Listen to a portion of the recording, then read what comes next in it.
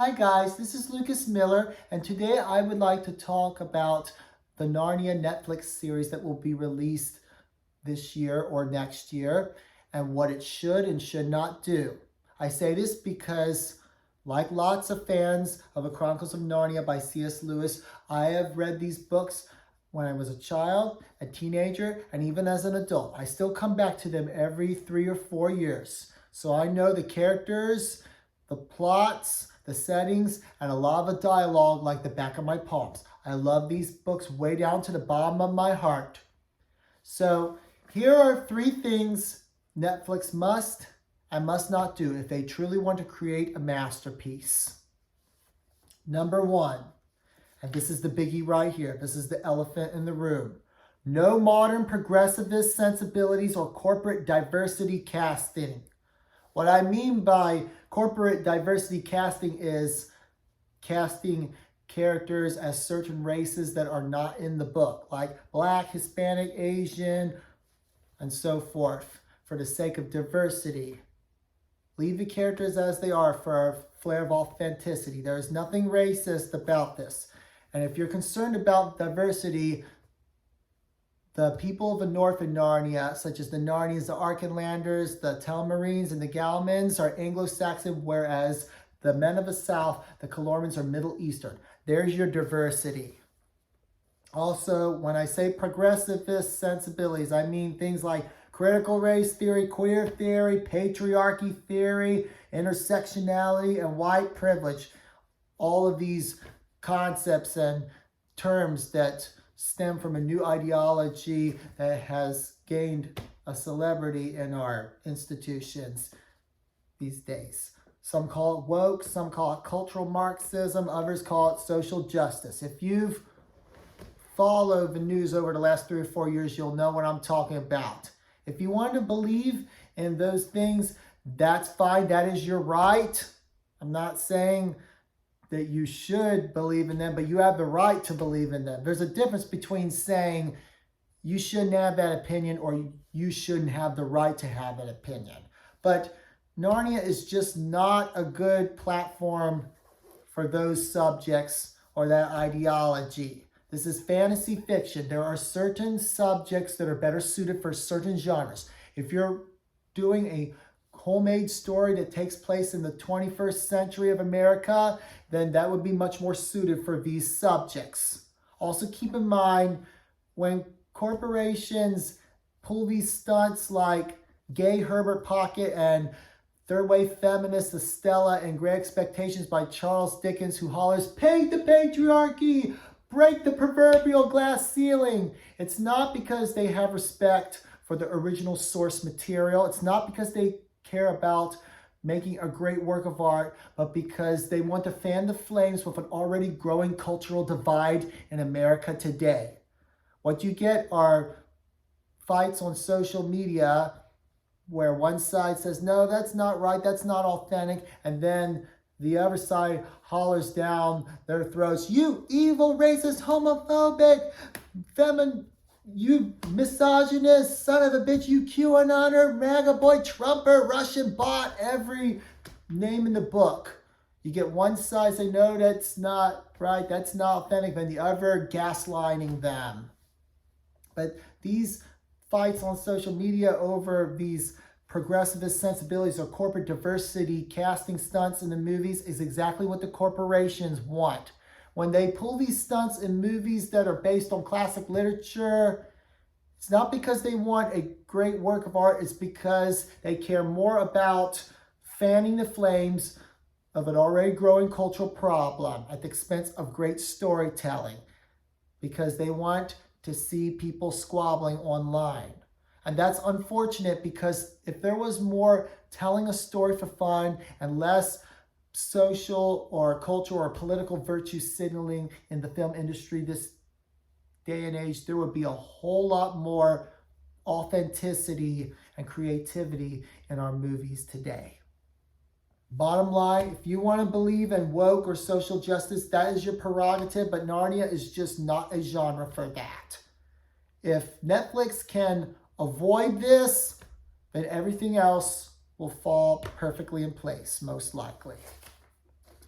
Number 2, elimination of the Susan problem in the last battle. If you've read the books, then you know what I'm talking about.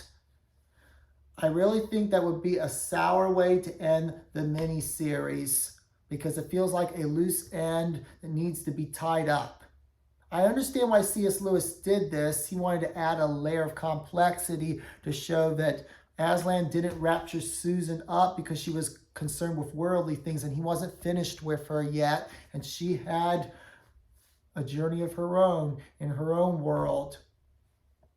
But still, I don't think it flows cinematically. I think it would make much more sense to include her with all the others at the end of the last battle and have her participate in some of the events, such as the digging up of the rings and waiting for Jill and Eustace on the train station. Cinematically, I think that would work a whole lot better than leaving her out with that tacked on explanation about her being a silly, trivial woman obsessed with nylons, lipsticks, and invitations. In a way, I see a comparison to the scoring of the Shire in The Lord of the Rings by J.R.R. Tolkien. It feels like a loose end that needs to be tied up. And it may work for a book, but cinematically not so much. And that's why Peter Jackson wisely chose to cut that out of the trilogy films. We have this dramatic climax of a final battle for Middle-earth and then the destruction of Mordor and the coronation of Aragorn. And then the denouement of the hobbits going back and trying to adjust to their normal lives again in Hobbiton. So the whole scarring of the Shire part in the book where Sir Ruman raises up a group of thugs to terrorize the Shire and Frodo and Sam and Merry and Pippin have to deal with that feels tacked on. It just doesn't jive well cinematically. And I feel the same way about the Susan problem. Correct me if I'm wrong, but I just don't think that there's a way you could film that and make it flow well. That's just my humble opinion. It works well for a book, not so much for a movie or a miniseries. Number 3. Whatever subplots they add must be in canon with the books. In other words, the subplots must follow the book's events, culture, and settings, and the dialogue must match Lewis's style. Here are some subplots I would like to see that would make the miniseries a rich and rewarding experience. Number 1, Lucy's life back in England before the voyage of a Dawn Treader. I would like to see a scene or two of her life at school where she stands up to the bullies who are picking on Marjorie Preston. I've always imagined Marjorie is a socially awkward girl who has a disability or a dysfunctional family life or is slow in school, and all these things make her an easy target for the mean girls, the way Charlie Brown is an easy target for Patty Violet and Lucy Van Pelt. I would also imply that Lucy has invited Marjorie over to her house several times, helped her with her schoolwork, shared her lunch with her because she feels sorry for Marjorie and wants to take care of her.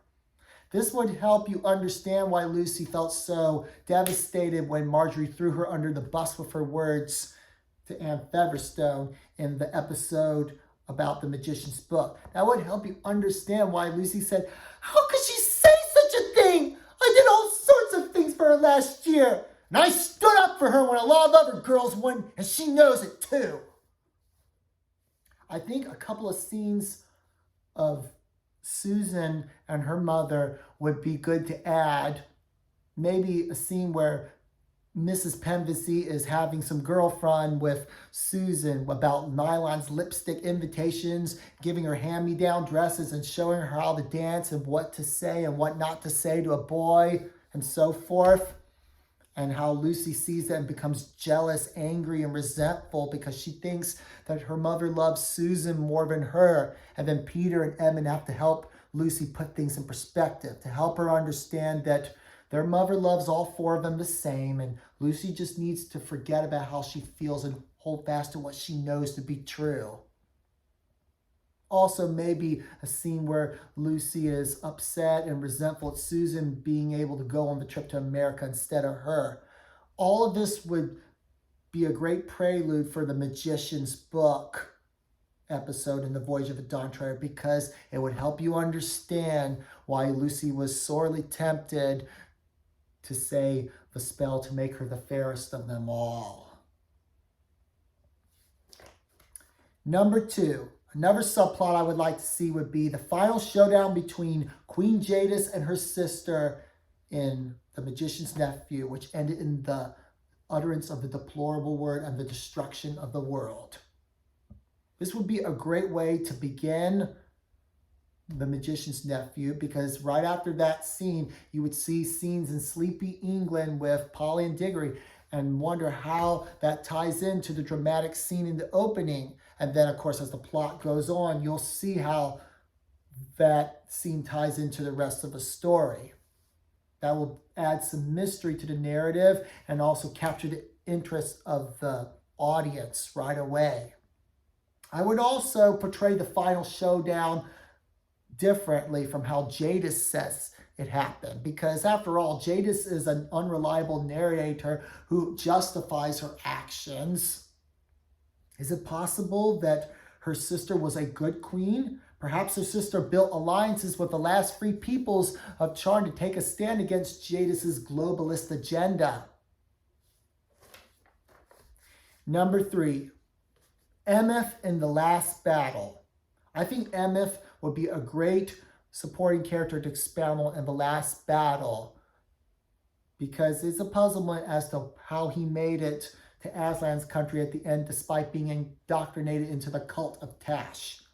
How did he keep a pure heart and a clean conscience with all those evil influences around him? Was he taught a milder version of Calorman religion? Was he ignorant of the human sacrifices in the Temple of Tash? Was this something that most Calormans did not know about? Was this a secret that the government and the high priests in the Temple of Tash kept secret from the people? Was this something that only a few Narnians knew about and spoke about as a conspiracy theory that turned out to be the truth? Also, was Emeth the youngest in his family and had a lot to live up to? Did his father put pressure on him to join the military and prove his manliness and loyalty to his country? As Faramir said in The Two Towers, his sense of duty was no more than yours, I deem. You wonder who he is, where he is from, and if he really was evil at heart. What threats could have led him on this long march when he would rather have stayed at home? So, bottom line, those are the 3 things Netflix needs to do or avoid if they want to make a truly great miniseries of the Chronicles of Narnia. No modern progressivist sensibilities or corporate diversity casting. No inclusion of the Susan problem in the last battle unless they can really find a great cinematic way to add it. And whatever subplots they add must be in canon with the books. With that being said, I'm done, so goodbye. Have a wonderful day, and God bless you all.